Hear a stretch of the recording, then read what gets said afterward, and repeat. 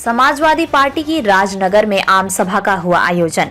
छतरपुर जिले की राजनगर विधानसभा 50 सीट के सपा प्रत्याशी ब्रजगोपाल पटेल के समर्थन में सपा के राष्ट्रीय अध्यक्ष अखिलेश यादव राजनगर पहुंचे।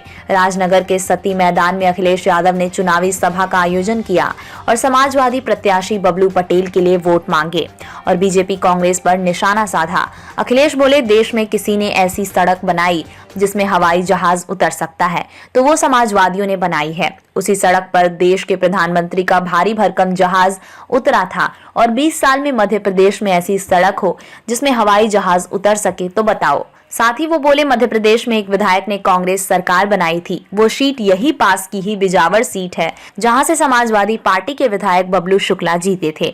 उनका नाम भी बबलू था और राजनगर विधानसभा के समाजवादी प्रत्याशी का नाम भी बबलू है और बबलू के लिए जब समाजवादी लोग वोट मांगते हैं तो बबलू जीतता है, कोई और नहीं जीतता। इन्हीं सभी भाषणों के बाद अखिलेश यादव जिंदाबाद, समाजवादी पार्टी जिंदाबाद, नेताजी अमर रहे के नारे लगे। छतरपुर से गणेश रैकवार की रिपोर्ट। उधारी के उस पे जा रहा है, कर्ज पे जा रहा है, अभी क्या कहेंगे? अगर डबल इंजन की सरकार हो, दिल्ली की सरकार हो और मध्य प्रदेश में एक ही पार्टी की सरकार हो, उसके बाद भी कर्ज के ऊपर कर्ज, तो इसका मतलब ये है जो आर्थिक व्यवस्था थी मध्य प्रदेश की वो चरमरा गई है और इसका दोषी अगर कोई है तो वही दोषी होगा जो पिछले कई वर्षों से सरकार चला रहे होंगे। तो बीजेपी के लोगों की गलत नीतियों के कारण मध्य प्रदेश डूब रहा होगा, लेकिन वहीं अगर जनता को और खासकर गरीबों को सुविधा देने के लिए अगर कर्ज भी लेना पड़े तो कर्ज से पीछे नहीं हटना चाहिए।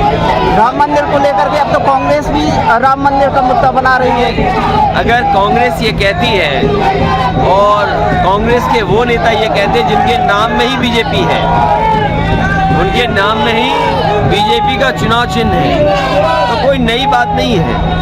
और फिर उन्होंने वो इतिहास याद दिलाया और जो सच्चा इतिहास दिलाते हैं वो कांग्रेस के सच्चे सिपाही हैं।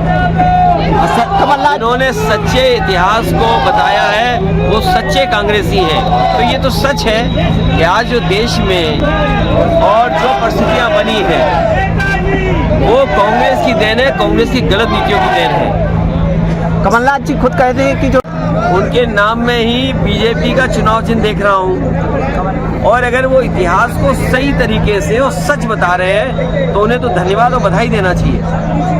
सर, बिहार के मुख्यमंत्री नीतीश कुमार जी के द्वारा विधानसभा में बयान दिया गया महिला को लेकर, अब उस बात पे चर्चा बहुत हो चुकी है। उन्होंने खेत बिगड़ कर लिया, माफ़ी मांग ली, तो कई बार कोई बात कहने का जो मकसद होता है वो दूसरे तरीके से होता है, लेकिन जो उनसे कहने के तरीके में गलती हुई उसको उन्होंने स्वीकार कर ली और गलती मान ली, इसलिए अब उस पर चर्चा हमें और आपको भी नहीं करनी। सर, कोई आम व्यक्ति जनगणना को लेकर क्या कहेंगे? समाजवादी पार्टी इस पक्ष में है कि जाति गणना हो। कभी आज़ादी के बाद कांग्रेस ने जाति गणना रोकी थी, आज देखिए चमत्कार ऐसा ही कांग्रेस भी जाति गणना की बात कर रही है।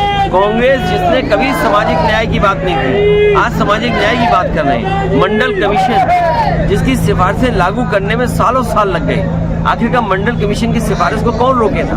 कांग्रेस रोकी थी। जाति गणना कौन रोके था? कांग्रेस रोकी थी। वो एक इतिहास का पन्ना है, लेकिन अब तो बीजेपी भी जाति गणना कह रही है। मैं समझता हूँ समाजवादी पार्टी का मानना है कि सामाजिक न्याय तभी मिलेगा जब जाति गणना हो और हर एक को आबादी के हिसाब से हक और सम्मान मिले और तभी जाकर के बाबा साहब भीमराव अम्बेडकर जी का सपना पूरा होगा।